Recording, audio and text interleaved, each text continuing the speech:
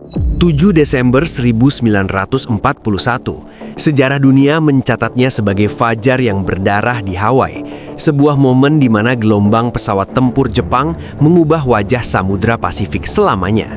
Namun, dalam ruang analisis kali ini, kita akan mencoba menelaah sebuah garis waktu alternatif yang sangat berbeda.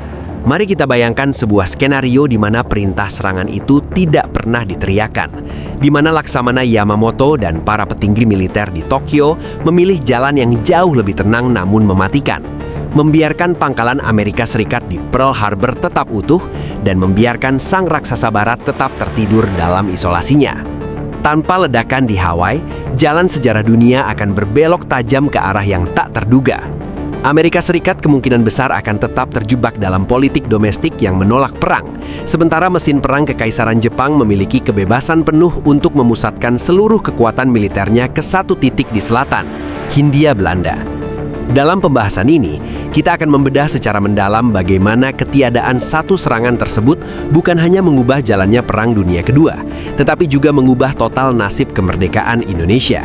Kita akan melihat bagaimana dominasi militerisme Jepang bisa bertahan jauh lebih lama dan menciptakan peta politik dunia yang jauh lebih gelap bagi bangsa-bangsa di Nusantara. Dalam skenario di mana Pearl Harbor diabaikan, militer Jepang menjalankan strategi yang jauh lebih fokus, pragmatis, dan penuh perhitungan. Prioritas utama kekaisaran saat itu bukanlah menghancurkan armada Pasifik Amerika untuk menunjukkan kekuatan, melainkan mengamankan pasokan minyak, karet, dan timah dari Asia Tenggara, bahan bakar utama yang mereka butuhkan untuk membiayai ambisi perang mereka di Tiongkok. Tanpa adanya agresi langsung ke wilayah kedaulatan Amerika seperti Filipina atau Hawaii, Presiden Franklin D. Roosevelt akan menghadapi tembok politik yang luar biasa keras di dalam negerinya sendiri. Rakyat Amerika yang saat itu sangat anti-perang tidak akan memberikan restu bagi pemerintah untuk mengirim tentara ke medan perang Asia jika Amerika sendiri tidak diserang lebih dulu. Hal ini memberikan Jepang sebuah keuntungan militer yang absolut di wilayah Nusantara. Seluruh kekuatan Angkatan Laut Kekaisaran, termasuk kapal-kapal induk raksasa yang seharusnya hancur di pertempuran Midway, kini tetap utuh dan bebas berpatroli tanpa saingan di perairan Indonesia.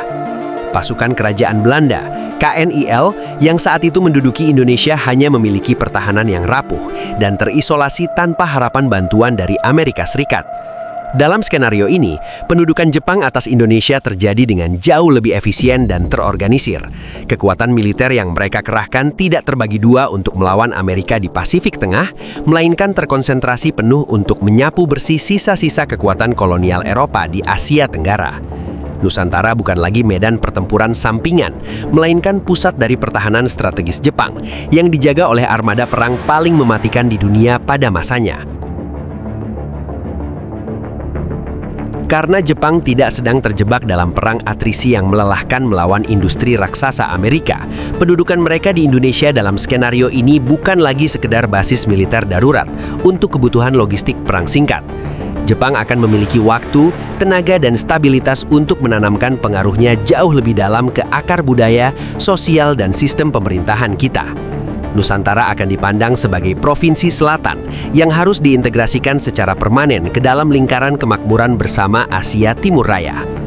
Program Jepangisasi atau Nipponisasi akan berjalan secara sistematis dan masif dalam jangka panjang.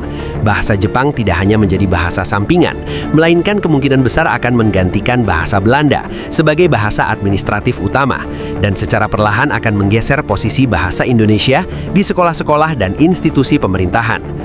Eksploitasi sumber daya alam Nusantara melalui sistem Romusha dan setoran wajib hasil bumi akan berjalan jauh lebih lama dan lebih terorganisir untuk memperkuat ekonomi domestik Jepang di Tokyo. Titik paling krusial dan sekaligus paling pahit dalam skenario alternatif ini adalah hilangnya peristiwa bersejarah 15 Agustus 1945. Tanpa keterlibatan militer Amerika Serikat secara langsung di medan pertempuran Pasifik, tidak akan ada urgensi bagi Amerika untuk meluncurkan proyek Manhattan guna menciptakan bom atom. Tanpa bom atom yang jatuh di Hiroshima dan Nagasaki, dan tanpa tekanan serangan Uni Soviet yang terdesak waktu ke Manchuria, Kekaisaran Jepang tidak memiliki alasan kuat untuk menyerah tanpa syarat di tahun 1945. Artinya, momen kekosongan kekuasaan atau vacuum of power yang sangat kita kenal dalam sejarah asli tidak akan pernah terjadi. Tidak akan ada peristiwa rengas dengklok karena tidak ada kabar kekalahan Jepang yang disebarkan melalui radio gelap. Proklamasi 17 Agustus 1945 kemungkinan besar hanya akan menjadi catatan kaki atau rencana yang tak pernah terwujud. Indonesia mungkin akan diberikan kemerdekaan sebagai hadiah dari Jepang di masa depan. Namun dalam bentuk negara boneka yang kedaulatan, kebijakan luar negeri dan militernya diatur sepenuhnya dari Istana Kaisar di Tokyo. Kemerdekaan sejati yang diraih melalui revolusi fisik dan perjuangan diplomatik yang mandiri mungkin tidak akan pernah terjadi dalam garis waktu ini. Dunia akan melihat Jepang berdiri sebagai kekuatan dominan di Asia Timur hingga puluhan tahun ke depan, menciptakan sebuah realitas di mana fajar kemerdekaan Indonesia harus tertunda oleh ambisi besar satu atap yang tak kunjung runtuh. Menganalisis skenario di mana Jepang tidak menyerang Pearl Harbor memberikan kita sebuah perspektif yang sangat tajam tentang betapa berharganya kemerdekaan Indonesia. Hal ini menegaskan bahwa kebebasan yang kita nikmati hari ini bukanlah sebuah kepastian sejarah yang jatuh dari langit, melainkan hasil dari rangkaian peristiwa global yang sangat kompleks, berbahaya dan penuh risiko.